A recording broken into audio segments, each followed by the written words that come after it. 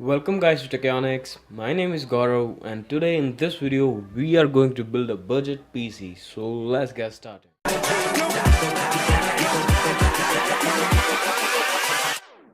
अगर आप एक पीसी बिल्ड करना चाहते हैं जिसमें आप अपने घर का या ऑफिस का काम तो कर ही सकें, साथ ही थोड़ी बहुत गेमिंग भी कर सकें, लेकिन आपका बजट बहुत ही ज़्यादा कम है, तो ऐसे में क्या किया जाए। जैसे कि आपको पता है 15,000 के नीचे कोई भी अच्छा गेमिंग पीसी नहीं बन पाता।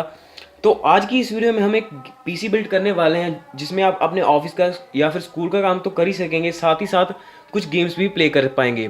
और इस टोटल पीसी बिल्ड का बजट कुल 7,000 होगा। जी हाँ, मैं 7,000 में एक अच्छा पीसी बिल्ड करने वाला हूँ, तो इस वीडियो को आखिर तक देखते रहिए।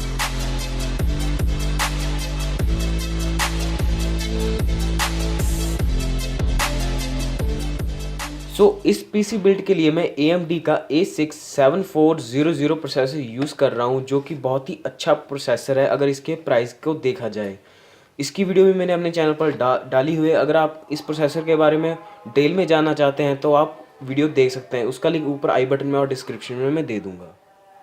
हमारे AMD के A6 प्रोसेसर के लिए मैं यहाँ पर गीगाबाइट का F2 A6A HMS1 motherboard use करने वाला हूँ, जो कि बहुत ही अच्छा मदरबोर्ड है गीगाबाइट की ओर से और स्पेशली यूज़ किया जाता है AMD के A सीरीज़ के लिए। इस बॉक्स में हमें हमारा मेन मदरबोर्ड मिल जाता है। इस मदरबोर्ड में हमें एक ग्राफिक कार्ड के लिए स्लॉट, एक PCI और एक mini PCI slot, 2 RAM slots और पोर्ट्स की बात की जाए तो इसमें 4 हमें USB 2.0, 2 हमें USB 3.0 और एक VGA, PS2 और ऑडियो पोर्ट्स मिल जाते हैं। अगर हार्ड ड्राइव की बात की जाए तो इस पीसी बिल्ड के लिए मैं WD की 500 GB की हार्ड ड्राइव यूज़ कर रहा हूँ और रैम है DDR3 2 GB की यूज़ कर रहा हूँ। अगर आप चाहें तो 4 GB की यूज़ कर सकते हैं, लेकिन मैं बजट को ध्यान में रखते हुए यहाँ पर 2 GB की ही यूज़ कर रहा हूँ।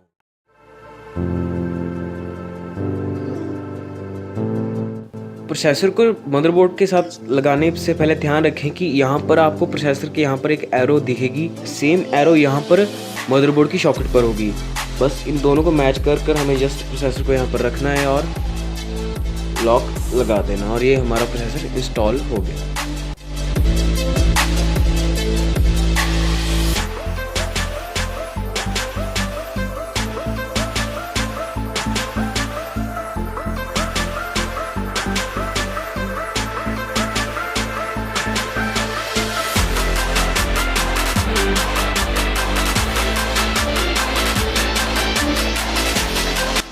पीसी बिल्ड करते हुए एक बात का ध्यान हमेशा रखें कि ये क्लॉक वाला शेल होता है, आप कभी भी इसको लगाकर अपने इस मदरबोर्ड को पीसी में फिट मत करना। कई बार क्या होता है, हमारी बैटरी यहाँ पर लगी होती है और कुछ पार्ट हमारा मेटल के साथ टच कर कर शॉर्ट होने के चांसेस रहते हैं।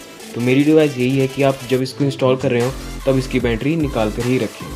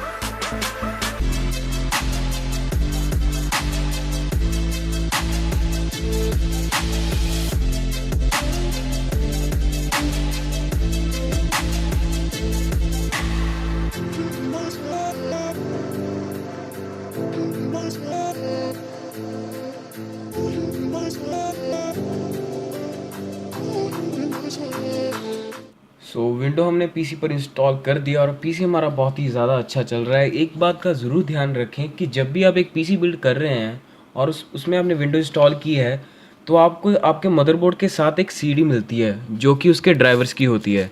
तो इस CD को इंस्टॉल करना ना भूलें, ये बहुत ही ज़्यादा इंपॉर्टेंट होती है हमारे पीसी के लिए। और साथ ही साथ अगर आप कोई ग्राफिक कार्ड या कुछ और अटैच कर रहे हैं तो उसका भी ड्राइवर आप इंस्टॉल ज़रूर कर लें। और अगर आपके पास उसकी CD नहीं है तो आप ड्राइवर पैक सोल्यूशन है ऑनलाइन में मिल जाता है, वहाँ उसको डाउनलोड कर आप ऑनलाइन सारे ड्राइवर इंस्टॉल कर सकते हैं। तो ये वाला जो पीसी बिल्ड है ये एक्चुअली मैंने अपने दोस्त के लिए किया है, उसको एक पीसी चाहिए था और उसका बजट भी कम से कम 5 और 6 हज़ार ही था बड़ी मुश्किल से। तो उस बजट में एक पीसी बनाना बहुत ही मुश्किल टास्क था, लेकिन हमने फिर भी एक पीसी बिल्ड कर दिया और इस टोटल इसकी कॉस्ट है जो 7 हज़ार आई है, जिसमें कि हमारा 3,500 का मदरबोर्ड, 2,000 2500 का हमारा प्रोसेसर हो गया और हमारी 11-1200 की हमारी जो हार्ड ड्राइव है और 800 की हमारी रैम स्टिक, और जो पीसी और हमारी पावर सप्लाई है वो हमने पुराने वाले ही यूज़ किए कॉस्ट कट ऑफ करने के लिए। अगर गेम्स की बात की जाए इस पीसी पर तो ये तकरीबन सारी मॉडर्न गेम्स चला सकता है, लेकिन बहुत ही ज़्यादा लो सेटिंग्स में और बहुत ही ठीक ठाक फ्रेम रेट देगा आपको। सो ये रहे इसके कुछ बेंचमार्क्स। सो ये बहुत ही अच्छा पीसी बिल्ड हुआ है जो कि 7 हज़ार में हो और काफ़ी गेम्स ये चला पा रहे हैं और काफ़ी अच्छा रिस्पांस भी इसका है। और अगर आप चाहें तो थोड़े पैसे और ऐड करके इसमें 4 GB रैम कर सकते हैं और चाहें तो ग्राफिक कार्ड भी लगा सकते हैं। ग्राफिक कार्ड इसमें आप कम से कम 1030 लगाएं जो कि बहुत ही अच्छा होगा, और रैम भी अगर आप लगा सकते हैं पैसे तो प्लीज़ 8 GB तक जाएँ अगर आप इसमें गेमिंग करना चाहते हैं। और अगर आप 15 से 20 हज़ार लगा सकते हैं तो आप ऑब्वियसली राइजन 3 की ओर जाएँ या फिर i5 की ओर जाएँ, जो कि इससे बहुत ही ज़्यादा बेटर होगा। जो जो कंपोनेंट मैंने इस पीसी बिल्ड में यूज़ किया है उस सभी के लिंक मैं आपको डिस्क्रिप्शन में दे दूँगा, वहाँ से जाकर आप उनको बाय कर सकते हैं और अपना खुद का पीसी बिल्ड कर सकते हैं। सो उम्मीद करता हूँ आज की वीडियो आपको अच्छी लगी होगी। अगर अच्छी लगी तो लाइक और कमेंट करके ज़रूर बताएं और टेकियोनिक्स चैनल को सब्सक्राइब करना ना भूलें। तो मिलते हैं अगली वीडियो में।